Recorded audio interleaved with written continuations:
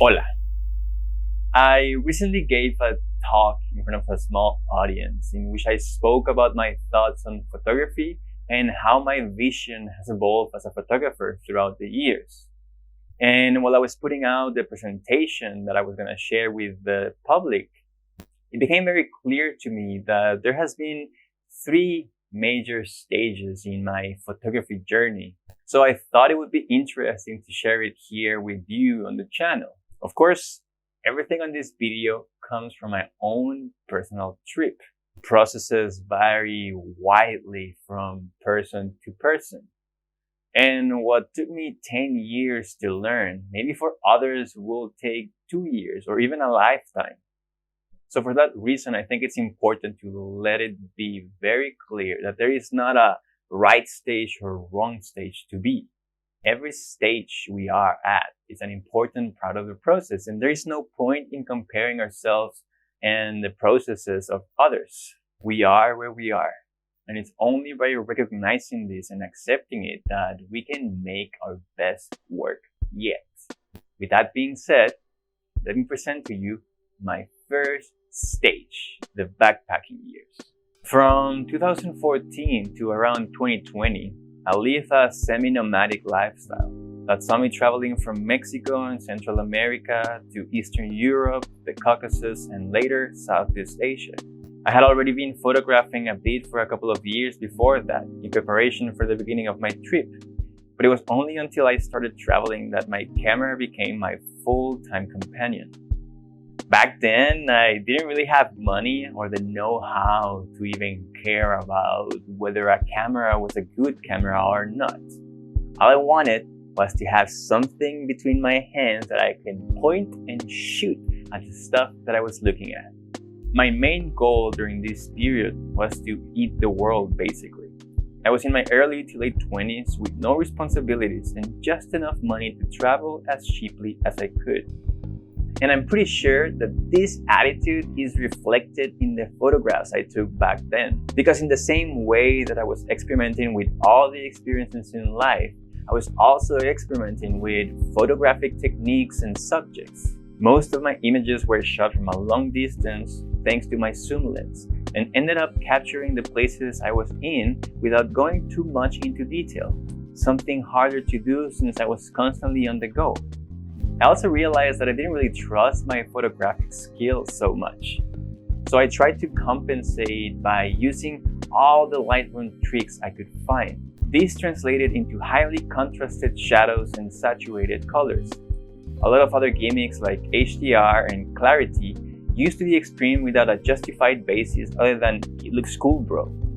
With time, I learned to rely less on these tricks, though I would still heavily tint my images to give them a more stylish look. And I still couldn't deny myself the opportunity of really making a sunset's colors pop. You'll also notice a watermark in some of these photographs because, of course, I couldn't let those damn copycats steal my art. Throughout my journeys, I was up for almost anything that was mildly interesting to me. Same for my photography. Landscapes, portraits, and candid photography were the main styles that I was interested in. But by the end of this period, I began to focus mainly in one single style of photography. And this is when it starts the second stage, the street photography years. I mentioned in a previous video of mine that by the time I was living in Vietnam, I started to feel very stuck creatively. And around the same time is when I first started to hear this term, street photography. And this instantly clicked with me because I recognized in this concept the sort of ideal photography that I had been striving to reach for a very long time. For me, it was about delivering authentic images in the most mundane of situations all over the world. So I went around the alleys of Hanoi and other Vietnamese cities with a new set of eyes and two Spanish words bouncing around in my mind, mundo mundano, which translates to mundane world in English.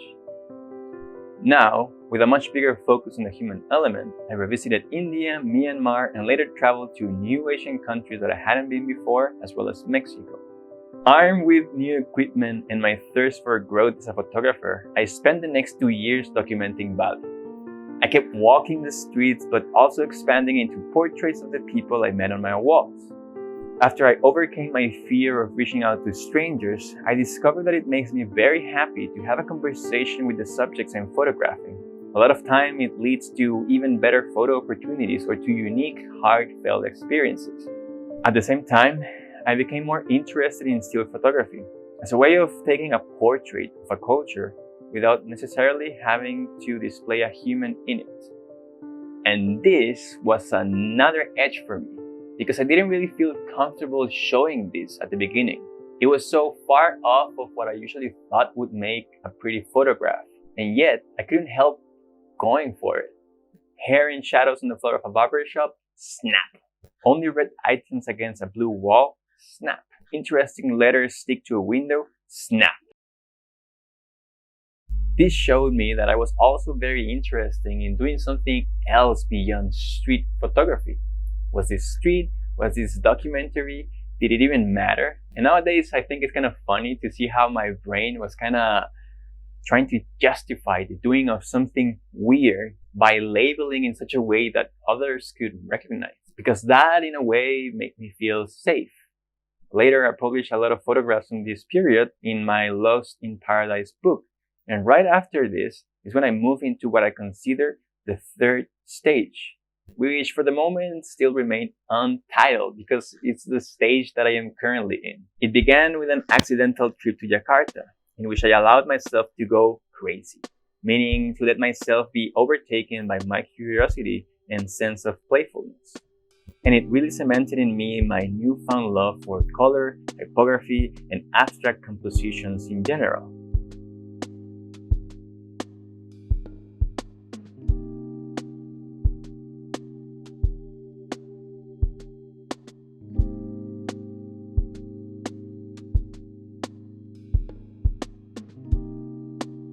The goal for me throughout this period has become how much information I can put in a single frame in a way that still makes sense.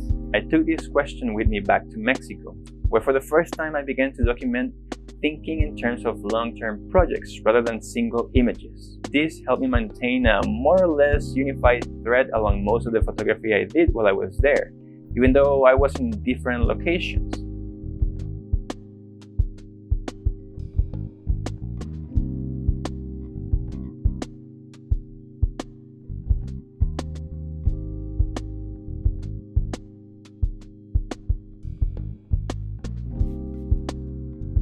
I since then came back to Bali, and I've been taking this idea of maximum information in a single frame to the top of my abilities, picking similar motives as in the past, the offerings, the shrines, and the colors I see being used everywhere, but at the same time, expanding on them in the hopes of giving a more complete picture of the island, the advertisements, the cables, the tourists.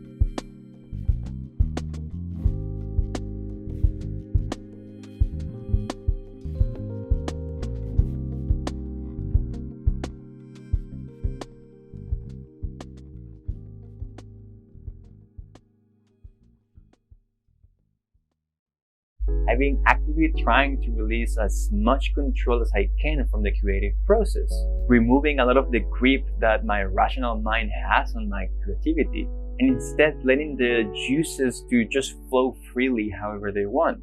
This letting go of the control has been a very scary process, because in order for it to be successful, it feels like I need to let myself be taken into new and unexplored territories, in which rather than trying to replicate what I've seen others do, I'm aiming into bringing forth something uniquely mine.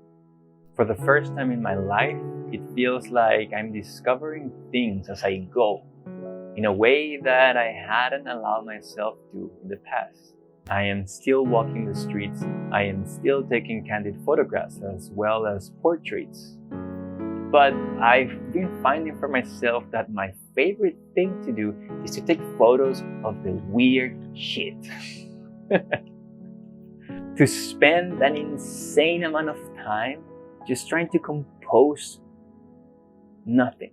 All I want to do is stand with my feet glued to the ground, trying to find the most comfortable position for my body from which I can rock back and forth, aiming and framing in such a way until I'm happy with the image that I'm taking. It becomes a sort of meditation in which the point is to heighten the experience of the mundane to an almost spiritual experience. It's getting to a point where the results are becoming less important to me now than the actual doing of the thing. Of course, given the fact that this stage is still not over, everything I'm saying here might be rendered obsolete by the time I finish. Yet, I still find value in putting it out there. Overall, it's been fun for me to go through my archive and to analyze the way my work has evolved through the years and see the differences between the stages. Because I know that for myself, I sometimes lose perspective when I'm in the middle of things. And doing these sort of exercises help me be more objective about my world and the place I am in. I've also found that it helps me organize my thoughts and ideas better. So hopefully because of this, I will be able to put forward better work or at least have more fun while I'm doing it. But okay, that is enough of me for today. Now, I'm curious to know, which stage do you think you are in? Share with me in the comments below. As usual, don't forget to give a thumbs up, share this video with your friends if you like it, and of course, subscribe to the channel if you want to see more content like this. I hope to see you next time. Peace.